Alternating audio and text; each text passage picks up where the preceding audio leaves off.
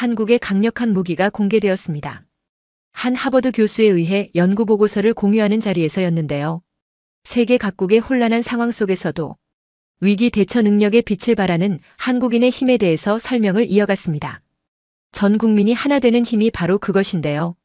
물론 사회적 통제에 의해 나타난 모습이라고 반박하는 학생도 있었죠. 하지만 하버드 교수님은 차근차근 연구에서 나온 결론을 이야기합니다. 과연 다른 나라와 어떤 차이점이 있었을까요? 지금부터 이야기 시작해 보겠습니다. 저는 하버드 사회시스템 공공정책대학원의 에드워드 마샬 교수입니다. 오늘 이 자리에 서게 된 이유는 3년간의 연구 끝에 발견한 놀라운 현상을 여러분과 공유하기 위해서죠. 강의실에 들어서자 외교, 정책, 도시 시스템을 연구하는 전 세계 학생들의 진지한 눈빛이 저를 맞이합니다. 심호흡을 한번 깊게 하고 제 비공개 연구 보고서를 최초로 공개하는 이 순간의 무게감을 느끼며 입을 열었습니다. 여러분, 단일화란 통제가 아닙니다. 감염처럼 퍼지는 실행의 본능, 그걸 지닌 유일한 사회가 있습니다. 강의실이 순식간에 조용해졌습니다. 학생들의 눈빛에서 호기심과 의문이 교차합니다. 이 연구를 시작했을 때만 해도 저 역시 이런 결론에 도달할 줄은 몰랐습니다. 절제된 어휘와 차분한 어조로 강의하려 했지만 이 주제에 대해 말할 때면 감정이 배어나오는 걸 숨기기 어렵네요. 강단 위에 서서 학생들의 반응을 살피며 오늘의 강의가 그들의 세계관을 어떻게 바꿔놓을지 기대감이 밀려옵니다. 저는 수년간 각국의 위기 대응 시스템을 연구해왔지만 이 나라의 사례만큼 흥미로운 것은 없었습니다.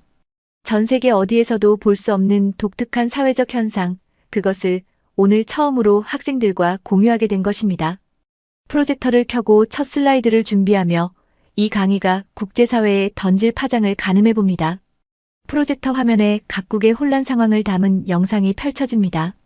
거리의 시위, 극단적으로 갈라진 여론, 사회적 분열을 보여주는 장면들이죠. 저는 이 장면들을 가리키며 강의를 시작했습니다. 현대사회는 단결이 무너진 시대라고 할 수 있습니다. 극단적 개인화, 분열된 의견, 그리고 끝없는 논쟁의 시대죠. 그런데 놀랍게도 단 하루 만에 전 국민이 하나처럼 움직이는 유일한 나라가 있습니다. 중국에서 온 장루이 학생이 고개를 갸우뚱하며 작게 중얼거립니다. 통제 아닌가요? 그의 목소리에는 의구심이 가득했습니다. 베이징대 출신인 장루이의 눈빛에서 자국의 중앙집중 통제 시스템에 대한 자부심이 엿보입니다. 아닙니다, 장루이. 제가 말하는 건 통제가 아닙니다. 이건 자발적 움직임입니다. 강의실 안에 긴장감이 고조되는 것을 느낍니다. 미국, 유럽, 아시아 각국에서 온 학생들의 표정이 더욱 집중되는 모습이 보입니다. 그들의 눈빛에서 그런 나라가 정말 있을까? 하는 의문이 느껴졌습니다. 이 나라는 현대 지정학에서 하나의 전략 변수가 되고 있습니다. 미국도 중국도 유럽도 흉내낼 수 없는 하루짜리 단일화가 이루어지는 곳이죠. 프레젠테이션을 다음 슬라이드로 넘기면서 저는 학생들의 반응을 주의 깊게 살폈습니다. 미국 시카고 출신의 사라 맥도웰이 팔짱을 끼며 의심스러운 표정을 짓습니다. 개인의 자유와 자유를 신봉하는 그녀에게 이런 개념은 받아들이기 어려운 듯 했습니다. 이런 집단적 움직임은 그저 우연이 아닙니다. 수십 년간의 사회적 신뢰가 축적된 결과죠. 과학적으로는 설명하기 어려운 하지만 실제로 작동하는 현상입니다. 저는 잠시 말을 멈추고 물 한 모금을 마셨습니다. 강의실 안을 천천히 둘러보며 학생들의 표정을 살폈습니다. 모두가 침묵 속에서 다음 말을 기다리고 있었습니다. 제가 연구한 이 나라에서는 재난 상황이 발생했을 때 정부의 지시가 내려오기도 전에 시민들이 먼저 움직입니다. 지진 경보가 울리면 어떤 혼란이나 공포 없이 모두가 질서정연하게 대피하죠. 홍수나 화재가 발생해도 마찬가지입니다. 이건 훈련의 결과가 아닙니다. 이건 사회적 DNA라고 할 만한 것이죠. 학생들 사이에서 작은 웅성거림이 들립니다. 그들의 눈빛에서 호기심과 의구심이 교차하는 것이 보였습니다. 이 나라의 집단 실행력은 세계 어느 곳에서도 찾아볼 수 없는 독보적인 특성입니다. 그리고 이것이 바로 제가 3년간 연구해온 주제죠. 저는 확신에 찬 목소리로 말했습니다. 강의실 안의 공기가 한층 무거워지는 것을 느꼈습니다. 학생들은 이제 제가 어떤 나라를 지칭하는지 궁금해하는 듯 했습니다. 하지만 저는 아직 그 이름을 밝히지 않고 다음 슬라이드로 넘어갔습니다. 이 현상은 단순한 문화적 특성이 아닙니다. 이것은 국가의 생존 전략과 직결된 핵심 역량이죠. 그리고 이제 세계 각국의 정책 입안자들이 이 현상에 주목하기 시작했습니다. 강의를 이어가며 저는 다음 주제로 넘어갔습니다. 중국, 러시아, 미국은 단일화가 아닌 통제 혹은 분열의 모델을 보여줍니다. 중국은 강력한 중앙 통제, 러시아는 권위적 리더십, 미국은 개인주의적 분화가 특징이죠. 이 말에 장루이가 손을 들었습니다. 그의 표정에는 불편함이 역력했습니다. 교수님, 중국도 충분히 단결합니다. 14억 인구가 동시에 움직이는데요. 우리나라의 위대한 성취는 바로 거대한 인구를 하나로 움직이는 능력입니다. 장루이의 목소리에는 자부심과 함께 약간의 방어적인 톤이 묻어났습니다. 저는 고개를 끄덕이며 그의 의견을 존중하는 태도를 보였지만 이어서 명확히 설명했습니다. 장루이, 당신이 말하는 건 위에서 아래로의 명령입니다. 제가 연구한 나라에서 보이는 현상은 자발성이죠. 명령 없이도 중앙 통제 없이도 국민들이 스스로 같은 방향으로 움직이는 현상입니다. 이 순간 사라가 끼어들었습니다. 그녀의 눈빛에는 회의감이 가득했습니다. 그럼 그 자발성이라는 게 정말 존재하긴 하나요? 저는 그런 게 가능하다고 생각하지 않아요. 어딘가에는 반드시 통제가 있을 겁니다. 저는 미소를 지으며 프로젝터 화면을 다음 자료로 넘겼습니다. 화면에는 한 국가의 위기 대응 시스템 도표가 나타났습니다. 이 나라는 국민이 먼저 움직이고 정부가 뒤따르는 시스템을 가지고 있습니다. 재난 상황에서 정부의 지시가 내려오기 전에 시민들이 먼저 적절한 행동을 취하죠. 이건 민주주의든 사회주의든 제도로는 만들 수 없는 것입니다. 그건 바로 습관화된 신뢰입니다. 강의실에 묘한 정적이 흐릅니다. 일본에서 온 야마모토 리에가 고개를 갸웃거리며 메모를 하고 있습니다. 그녀는 일본의 재난 대응 시스템과 비교하며 냉정한 시각으로 질문을 준비하는 듯 했습니다. 물론 모든 나라에는 각자의 강점이 있습니다. 하지만 제가 발견한 이 현상은 단순한 문화적 특성이 아닌 사회 시스템의 근본적인 차이를 보여주는 사례입니다. 학생들의 표정이 점점 더 진지해지는 것을 느끼며 저는 화면에 새로운 데이터를 보여주기 시작했습니다. 그것은 다양한 국가들의 재난 대응 속도를 비교한 그래프였습니다. 이 그래프를 보십시오. 재난 경보가 발령된 후 시민들이 실제로 행동하기까지 걸리는 시간을 측정한 자료입니다. 대부분의 국가들은 10분에서 30분 사이의 시간이 걸립니다. 하지만 이 나라는 평균 3분 내외죠. 이것은 단순한 통계적 차이가 아닌 사회 시스템의 근본적 차이를 보여주는 증거입니다. 장루이는 여전히 의심스러운 표정을 짓고 있었습니다. 그는 팔짱을 끼고 고개를 살짝 가로저었습니다. 그래도 저는 이런 현상이 정부의 강력한 통제 없이는 불가능하다고 생각합니다. 14억 인구가 있는 중국에서도 이런 속도는 어렵습니다. 저는 고개를 끄덕이며 장루이의 의견을 존중하는 태도를 보였습니다. 장루이의 의견도 충분히 이해합니다. 하지만 제가 발견한 이 현상은 통제가 아닌 자발성에 기반한 것입니다. 이것이 바로 이 나라가 세계적으로 주목받는 이유죠. 사라가 다시 의문을 제기했습니다. 그녀의 목소리에는 여전히 회의감이 묻어났습니다. 그런 자발성이 어떻게 가능한가요? 사회적 압력이나 동조 현상이 아닌가요? 저는 고개를 천천히 저으며 대답했습니다. 좋은 질문입니다, 사라. 물론 어떤 사회든 사회적 압력은 존재합니다. 하지만 제가 관찰한 바로는 이 나라의 집단 행동은 외부 압력이나 강제가 아닌 내면화된 가치에서 비롯됩니다. 이것은 진정한 의미의 자발적 동조라고 할 수 있죠. 저는 학생들을 향해 질문을 던졌습니다. 자, 이제 여러분들에게 묻겠습니다. 제가 지금까지 설명한 이런 특성을 가진 나라는 어디일까요? 강의실에는 혼란스러운 표정들이 가득했습니다. 일부 학생들은 조용히 웃음을 참지 못했고 또 다른 학생들은 진지하게 생각에 잠겼습니다. 유럽에서 온 학생들은 서로 작게 속삭이며 가능한 나라들을 추측하고 있었죠. 저는 잠시 침묵을 유지하며 긴장감을 고조시켰습니다. 강단 위에서 학생들의 반응을 관찰하는 동안 그들의 표정에서 호기심과 의구심이 교차하는 것을 볼 수 있었습니다. 몇몇 학생들은 노트북을 열어 뭔가를 검색하기 시작했고 다른 학생들은 자신의 노트에 가능한 후보 국가들을 적어보는 듯 했습니다. 힌트를 하나 드리자면 이 나라는 G20 국가 중 하나입니다. 학생들 사이에서 더욱 활발한 토론이 벌어졌습니다.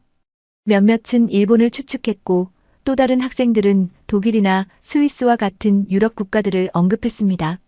장로인은 여전히 의심스러운 표정으로 고개를 갸웃거렸습니다. 그리고 천천히 또렷하게 말했습니다. 그 나라는 대한민국입니다. 강의실이 일순간 술렁이기 시작했습니다. 유럽 학생들은 키보드로 뭔가를 검색하기 시작했고 장루이는 씁쓸한 미소를 지었습니다. 한국계 미국인인 한승우는 조용히 앉아 있었지만 그의 눈빛이 달라진 것을 느낄 수 있었습니다. 많은 분들이 놀라실 겁니다. 대한민국은 G20 국가이지만 세계 정치 무대에서는 종종 미국, 중국, 일본의 그림자에 가려진 존재로 여겨지기도 하죠.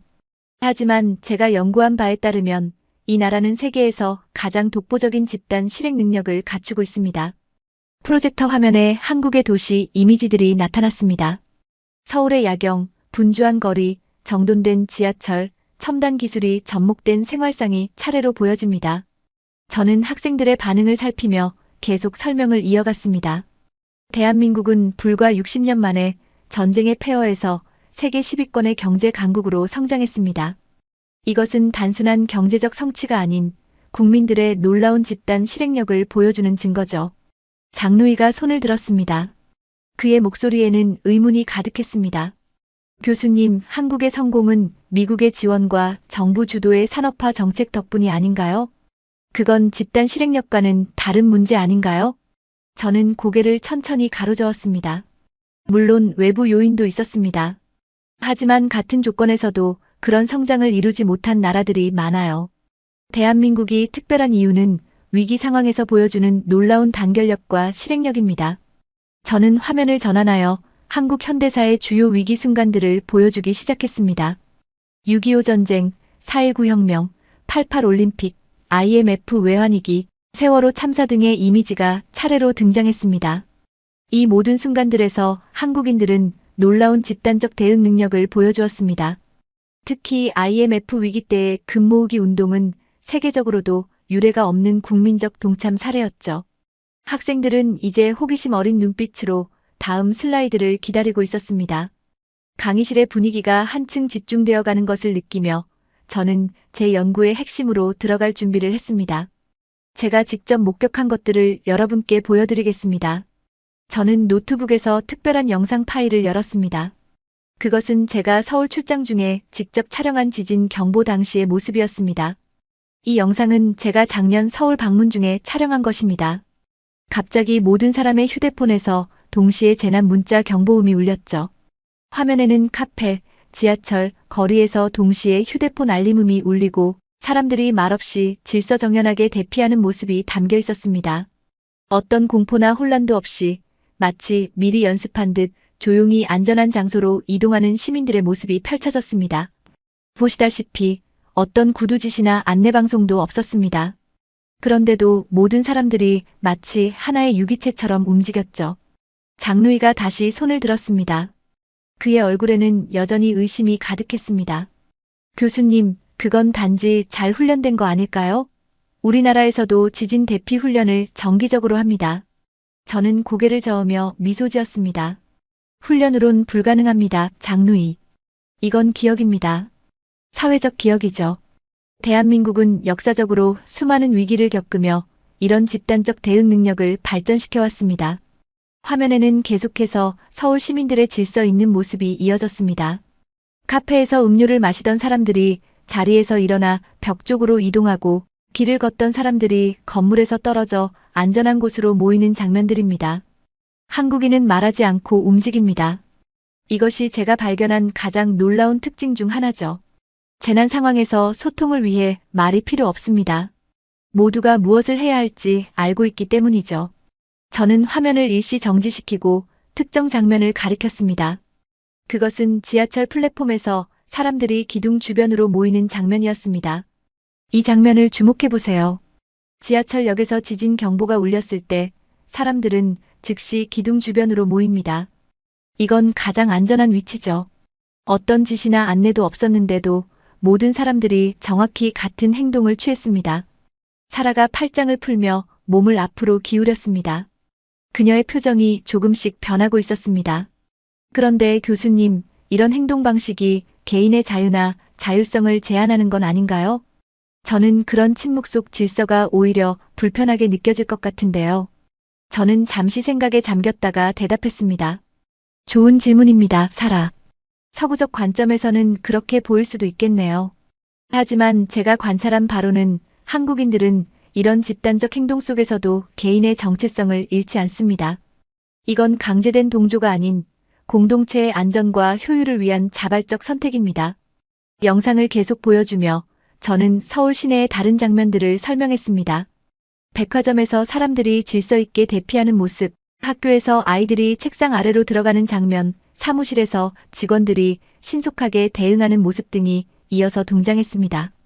제가 가장 놀란 것은 이 모든 과정에서 어떤 혼란이나 공포의 기색도 보이지 않았다는 점입니다.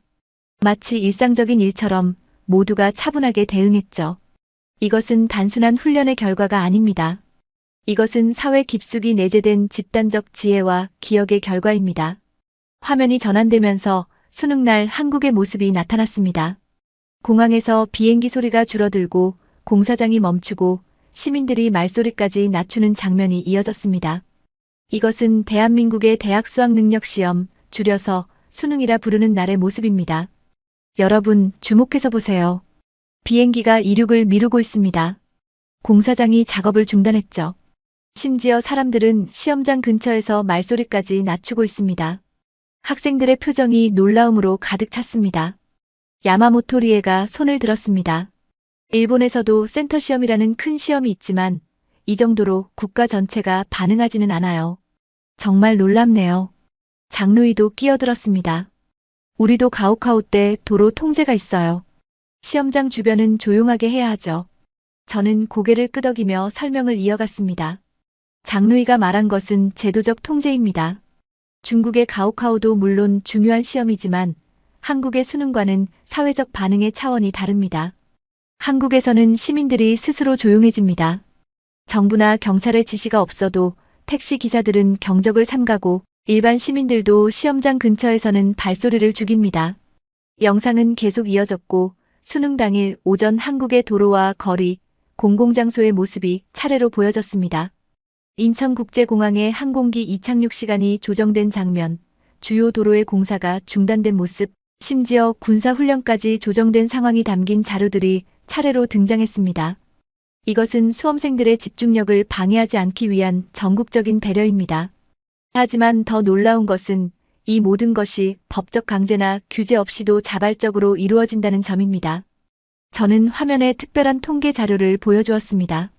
수능 당일 소음 민원 신고가 평소의 70% 이상 감소한다는 데이터, 공항 주변 비행 경로가 조정되는 세부 내용, 그리고 출근 시간대 교통량이 평소보다 30분 앞당겨져 수험생들의 등교 시간과 겹치지 않게 조정된다는 내용이었습니다. 이것은 통제가 아닌 집단적 암묵 합의에 기반한 질서입니다. 아마 세계 어디에서도 찾아보기 힘든 현상일 겁니다. 단 하루 수능이라는 국가적 행사를 위해 모든 시민들이 자발적으로 불편을 감수하는 것이죠. 한승우가 처음으로 목소리를 냈습니다. 그의 목소리는 조용했지만 확신에 차 있었습니다. 저는 한국계 미국인으로서 두 문화를 모두 경험했습니다. 미국에서는 상상할 수 없는 일이죠. SAT 시험 때 비행기가 이륙을 미룬다? 불가능합니다. 저는 한승우에게 고마운 눈빛을 보냈습니다. 그의 발언은 제 연구의 타당성을 뒷받침해주는 소중한 증언이었습니다. 그렇습니다. 수험생을 위해 국가 전체가 멈추는 나라, 이것이 바로 제가 연구한 대한민국의 독특한 특성 중 하나입니다. 이런 현상은 단순한 문화적 특징이 아닌 사회 시스템의 근본적인 차이를 보여주는 증거죠. 화면에는 이어서 수능 당일 아침 시험장 앞에서 수험생들을 응원하는 학부모와 후배들의 모습이 나타났습니다. 그들은 소리 없이 플래카드를 들고 응원하고 있었습니다. 또 다른 장면에서는 경찰과 자원봉사자들이 지각한 수험생을 위해 오토바이로 긴급 수송하는 모습도 보였습니다. 이 모든 장면들은 하나의 공통점을 가지고 있습니다. 그것은 바로 자발적 동참입니다. 누구도 강요하지 않았는데도 모든 사회 구성원들이 같은 방향으로 움직이는 것이죠. 사라가 고개를 갸웃거리며 질문했습니다. 하지만 이런 집단적 행동이 개인의 선택을 제한하는 건 아닌가요? 자발적이라고 하지만 사회적 압력이 있을 수도 있잖아요. 저는 사라의 질문에 진지하게 답했습니다. 물론 그런 측면도 있을 수 있습니다. 어떤 사회든 집단적 규범과 기대가 존재하니까요. 하지만 제가 관찰한 바로는 이것은 강제된 압력이라기보다는 공동체 의식에서 비롯된 자발적 선택에 가깝습니다. 한국 사회에서 우리라는 개념은 서구 사회와는 다른 의미를 가지고 있죠. 저는 화면을 다시 전환하여 세계 각국의 중요 시험 기간 중 사회적 대응을 비교한 도표를 보여주었습니다. 이 비교 연구를 보시면 어느 나라도 한국처럼 전국적 차원에서 시험에 대응하는 경우는 없습니다. 이것은 단순한 교육열이 아닌 사회 구성원 모두가 공유하는 가치와 우선순위의 문제입니다.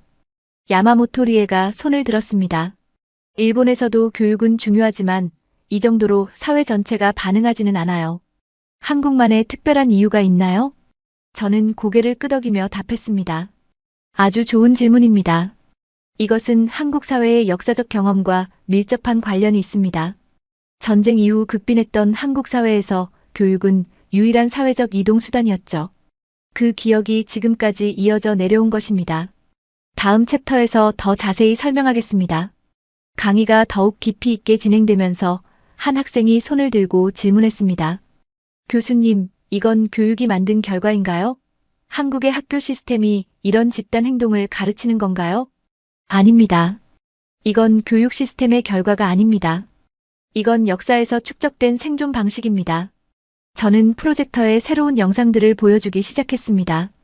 6.25 전쟁의 참상 IMF 외환위기 때 금 모으기 운동, 의병활동, 세월호 참사와 같은 집단적 기억이 담긴 역사적 장면들이 이어서 등장했습니다. 대한민국은 수천 년의 역사 동안 끊임없는 외부 침략과 내부 위기를 겪어왔습니다. 조선시대만 해도 임진왜란과 병자호란이라는 큰 전쟁을 경험했죠. 근대에 들어서는 일제강점기, 한국전쟁, 군사독재, 민주화 과정, IMF 외환위기, 세월호 참사 등 숱한 위기를 겪었습니다. 저는 화면의 각 사건들을 하나씩 가리키며 설명했습니다. 이런 역사적 경험이 집단적 기억으로 축적되어 왔습니다. 위기 상황에서 빠르게 하나로 뭉치는 능력은 생존을 위한 필수적인 전략이었습니다. 특히 한국 전쟁 이후 폐허가 된 나라를 재건하는 과정에서 이런 집단적 응집력은 결정적인 역할을 했죠. 화면에는 1950년대 폐허가 된 서울의 모습과 2020년대 현대적인 서울의 모습이 대비되어 나타났습니다. 그 극적인 변화가 학생들의 눈길을 사로잡았습니다. 이것이 단 70년 만에 일어난 변화입니다. 세계 역사상 유례없는 발전 속도죠. 이것을 가능하게 한 것은 단순한 경제 정책이나 외부 지원이 아닌 국민들의 놀라운 집단 실행력이었습니다. 사라가 처음으로 조용해졌습니다. 그녀의 눈빛에 변화가 느껴졌습니다. 한승우는 눈을 감고 고개를 끄덕였습니다. 그의 표정에서 깊은 공감이 읽혀졌습니다. 한국의 단일화는 시스템이 아니라 기억에서 출발합니다. 이것은 정부나 교육제도가 의도적으로 만들어낸 것이 아니라 수많은 위기를 함께 극복하며 자연스럽게 형성된 공감 기반 실행력입니다. 저는 화면을 전환하여 IMF 외환위기 당시 금 모으기 운동의 장면들을 더 자세히 보여주었습니다. 시민들이 자발적으로 자신의 금 반지와 목걸이를 내놓는 모습, 긴 줄을 서서 기다리는 사람들, 어린아이들까지 돼지 저금통을 들고 참여하는 장면들이 이어졌습니다. 1997년 외환위기 당시 한국은 국가부도 위기에 처했습니다. 이때 시민들은 자발적으로 금 모으기 운동을 시작했죠. 불과 몇 주 만에 227톤, 당시 가치로 약 24억 달러어치의 금이 모였습니다. 이것은 어떤 강제나 명령 없이 오직 시민들의 자발적 참여로 이루어진 것입니다. 장로이가 펜을 내려놓으며 생각에 잠겼습니다. 그의 표정에서 무언가 깨달음을 얻는 듯한 변화가 느껴졌습니다. 여러분, 집단 행동의 원동력은 무엇일까요? 미국에서는 개인의 자유와 권리입니다. 중국에서는 국가적 자부심과 통일성이죠. 하지만 한국에서는 그것이 공감입니다. 서로의 아픔과 기쁨을 함께 나누는 능력, 그리고 그것이 자연스럽게 행동으로 이어지는 현상이죠. 저는 화면을 다시 전환하여 세월호 참사 당시 전 국민이 노란 리본을 다는 모습, 희생자들을 기리는 추모 행렬, 자원봉사자들의 활동 등을 보여주었습니다. 2014년 세월호 참사는 한국 사회에 깊은 상처를 남겼습니다. 하지만 동시에 위기 속에서 다시 한번 강력한 집단적 응집력을 보여준 사례이기도 합니다. 전국에서 자원봉사자들이 모여들었고 희생자 가족들의 슬픔을 함께 나누고자 하는 국민적 공감대가 형성되었습니다. 야마모토 리에가 조심스럽게 질문했습니다. 일본과 한국은 문화적으로 유사한 점이 많다고 생각했는데 왜 이런 차이가 있을까요? 좋은 질문입니다. 일본과 한국은 분명 문화적 유사성이 있지만 역사적 경험의 차이가 큽니다. 일본은 긴 역사 동안 외부 침략을 거의 받지 않았죠. 반면 한국은 끊임없는 외부 위협 속에서 민족적 정체성을 지켜야 했습니다. 또한 20세기 후반 경제 발전 과정에서도 일본은 패전 후에도 산업 인프라가 상당 부분 남아 있었지만 한국은 전쟁으로 모든 것을 잃고 처음부터 다시 시작해야 했죠. 이런 역사적 차이가 집단 행동 방식의 차이로 이어진 것 같습니다. 화면이 전환되면서 한국의 선거 개표일 밤 9시 모습이 나타났습니다. 전국의 가정, 사무실, 식당, 술집에서 사람들이 같은 뉴스를 시청하며 동시에 반응하는 장면들이 이어졌습니다. 이것은 한국의 선거 개표 방송을 보는 모습입니다. 주목해서 보세요. 전국 각지에서 사람들이 동시에 같은 뉴스를 보고 같은 순간에 반응하고 있습니다. 이건 정치적 견해의 문제가 아닙니다. 이건 리듬입니다. 저는 화면에 나타난 여러 장면들을 하나씩 가리키며 설명했습니다. 서울 강남의 카페, 부산의 식당, 대구의 가정집, 광주의 대학가 등 전국 각지에서 사람들이 동시에 개표 방송을 시청하는 모습들이었습니다. 한국에서는 중요한 국가적 행사나 뉴스가 있을 때 놀랍게도 전 국민이 같은 시간에 같은 정보를 공유합니다. 이것은 현대 미디어 환경에서도 매우 독특한 현상입니다. 정보의 분산과 분절화가 일반적인 추세지만 한국에서는 여전히 이런 집단적 정보 공유가 강하게 나타납니다. 학생들이 화면을 주시하며 고개를 끄덕였습니다. 야마모토 리에가 손을 들었습니다. 일본에서도 선거 개표 방송은 인기가 있어요. 하지만 우리는 질서는 있지만 이렇게 맞춰 움직이지는 않아요. 한국은 마치 전국이 하나의 큰 방에 있는 것 같네요. 저는 미소를 지으며 고개를 끄덕였습니다. 정확한 관찰입니다. 한국은 정보가 아닌 공감에 맞춰 움직이는 사회입니다. 같은 뉴스를 보는 것을 넘어 그 뉴스에 대한 반응까지 공유하는 거죠. 이것이 바로 제가 사회적 정시 시스템이라고 부르는 현상입니다. 화면에는 이어서 2002년 월드컵 당시 붉은 악마 응원단의 모습이 나타났습니다. 서울시청 광장에 모인 수십만 명의 시민들이 하나의 목소리로 응원하는 장면, 전국 각지에서 동시에 벌어진 거리 응원 장면들이 이어졌습니다. 2002년 월드컵은 한국의 집단 행동을 세계에 보여준 중요한 사례였습니다. 경기가 있는 날이면 전국 각지에서 수백만 명의 시민들이 거리로 나와 함께 응원했습니다. 어떤 조직이나 통제도 없었지만 마치 하나의 유기체처럼 움직였죠. 저는 화면을 멈추고 특별한 통계 자료를 보여주었습니다. 이날 서울시청 광장에 모인 인원은 약 80만 명으로 추산됩니다. 그런데 놀라운 것은 경기가 끝난 후 이들이 자발적으로 쓰레기를 치우고 거리를 청소했다는 점입니다. 다음 날 아침 광장은 경기 전보다 더 깨끗했죠. 이것이 바로 제가 말하는 자발적 집단 행동의 힘입니다. 장로인은 종이에 뭔가를 쓰며 조용해졌습니다. 그의 표정에서 깊은 생각에 잠긴 모습이 느껴졌습니다. 여러분, 이것은 단순한 문화적 특성이 아닙니다. 이것은 국가의 운영 방식과 관련된 근본적인 차이입니다. 한국인들은 명령이나 지시 없이도 집단적으로 움직일 수 있는 능력을 가지고 있습니다. 이것이 위기 상황에서 강력한 힘을 발휘하죠. 저는 화면을 다음 영상으로 넘겼습니다.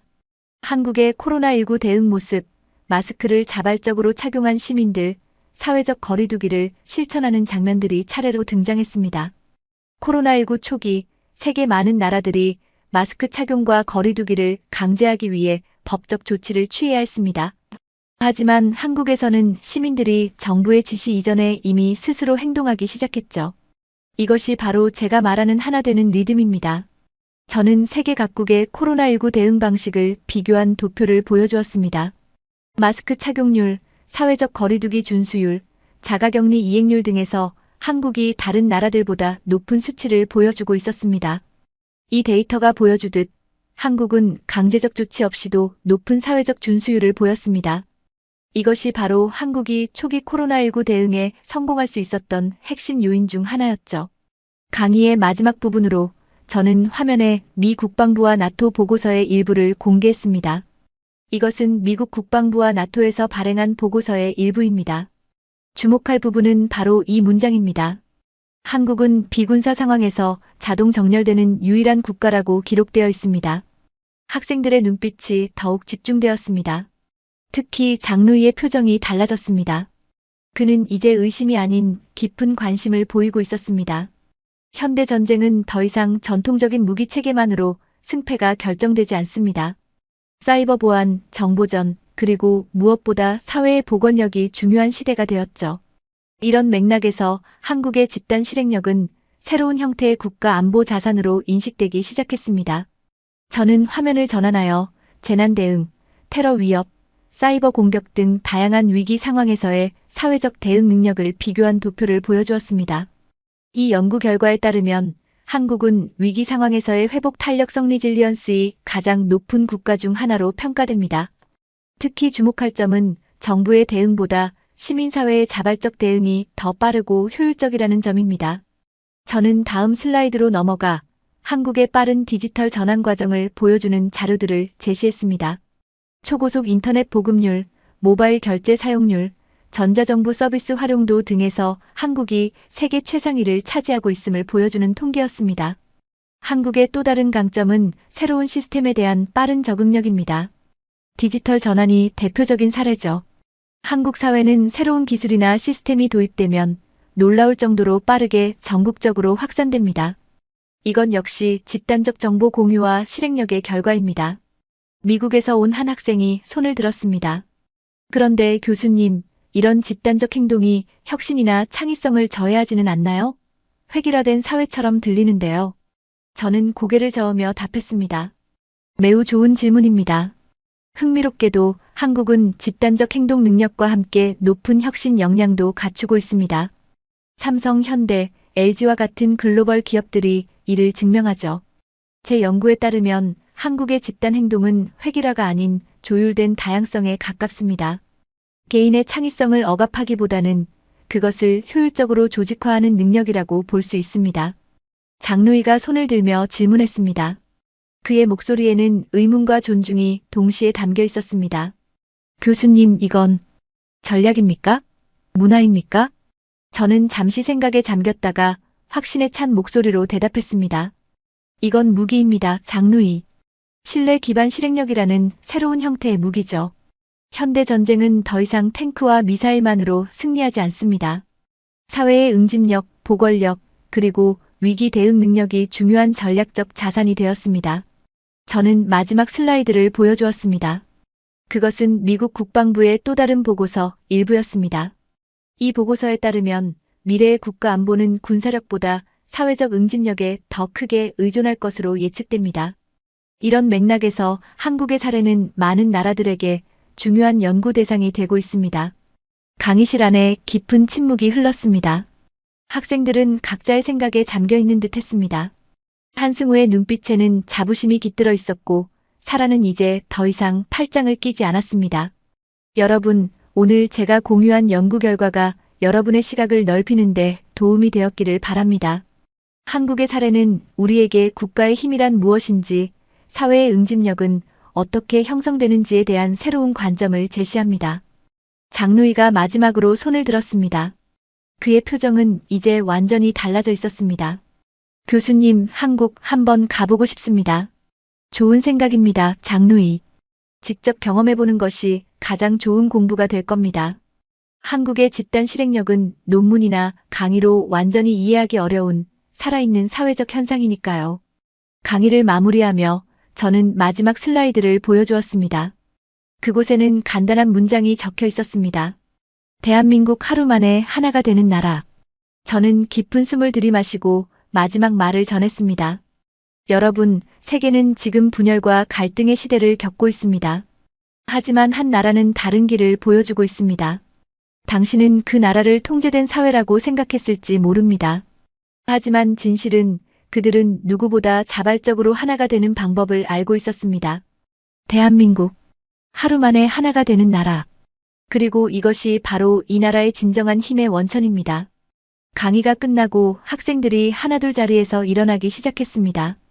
그들의 표정에서 무언가 깊은 생각에 잠긴 모습이 느껴졌습니다. 장루이는 한승우에게 다가가 대화를 시작했고 사라는 자신의 노트를 정리하며 생각에 잠겨 있었습니다. 저는 강단 위에 서서 이 모든 광경을 지켜보았습니다. 3년간의 연구가 마침내 세상에 공개되었고 이제 새로운 논의가 시작될 것입니다. 대한민국의 독특한 집단 실행력이 세계적 관심을 받게 될 날이 머지않았다고 확신했습니다.